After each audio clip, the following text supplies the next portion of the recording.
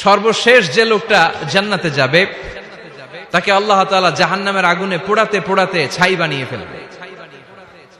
আল্লাহ বলবেন, জিব্রাইল যাও একটু দেখো, একটা মাত্র সেজদা দিয়েছে আমাকে, এরকম কাউরে পাওয়া যায় কিনা। বাটি চালান দিয়ে দেখো পাওয়া যায় কিনা। খুঁজে খুঁজে কাউরে পাবে না। আল্লাহ বললেন আবার দেখো, খুঁজে খুঁজে একজনকে পাবে, সামান্য ইমানের ছিটে ফোঁটা তার অন্তরে ছিল। আল্লাহ বলবেন যেহেতু ছিটে ফোঁটা আছে, অনেক মায়ের খাইছে, ওকে বের করে জাহান্নাম থেকে বের করে একটা নির্ধারিত দূরত্বে রেখে দাও। রেখে দেয়া হবে, কিন্তু জাহান্নামের আগুনের লেলিহান শিখাতে তার গা ঝলসে যাবে। সে আল্লাহর ডেকে বলবে, মাবুদ তোমার কাছে আমি কিছু চাই না, জাহান্নাম থেকে তুমি আমাকে বের করেছো, জীবন নদীর পানি তুমি আমার গায়ের মধ্যে ঢেলে দিয়েছো, আমি আবার সজীবতা ফিরে পেয়েছি। আমি তোমার কাছে জান্নাত চাই না, শুধু নিরাপদ একটা দূরত্বে আমাকে রেখে আসো, যাতে জাহান্নামের আগুন আমারে কষ্ট দিতে না পারে। আল্লাহ আমি কিন্তু তোমার কাছে জান্নাত চাই না। কি চাই না? জান্নাত চাই না, কিন্তু জাহান্নামের আগুন আমারে কষ্ট দিচ্ছে, এতটা দূরত্বে রাখো যাতে জাহান্নামের আগুন আমার গায়ে না লাগে। আল্লাহ বললেন ওকে রাখবো, কিন্তু আমার সাথে একটা কন্ট্রাক্টে যেতে হবে, যে এটা তোমাকে দিলে তুমি আর নতুন করে কিছু চাবা না। সে বলবে আমি রাজি, কন্ট্রাক্ট হয়ে যাবে। আল্লাহ জিব্রাইলরে বলবেন যাও এমন দূরত্বে রাখো যাতে জাহান্নামের আগুন ওরে কষ্ট না দেয়। রেখে আসা হবে, অনেক দিন সে ওখানে আনন্দে থাকবে, আল্লাহ শুকরিয়া করবে। সে মনে মনে বলবে বেঁচে গিয়েছি, আমি বেঁচে গিয়েছি, জীবনে আর কিছু চাই না, জাহান্নাম থেকে আমি বেঁচে গিয়েছি।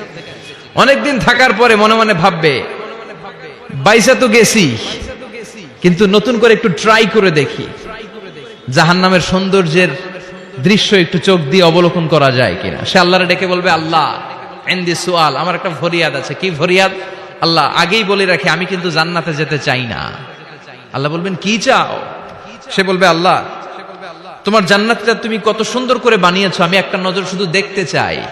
জান্নাতের দরজার সামনে নিয়ে যদি আমারে বসিয়ে রাখো, দ্যাটস ইনাফ, আর কিছু চাই না, শুধু জান্নাতের দরজার সামনে। আল্লাহ বললেন তুই না ওয়াদা করেছিস, তুই না চুক্তি করেছিস। সে বলবে আল্লাহ আমারে হতভাগা বানাইয়া তোমার কি লাভ?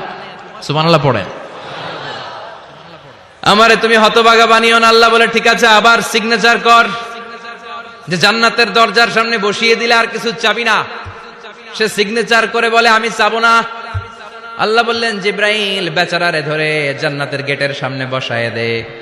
এবার জান্নাতের গেটের সামনে বসে বসে জান্নাতের সৌন্দর্য দেখা শুরু করবে। সুবহানাল্লাহ।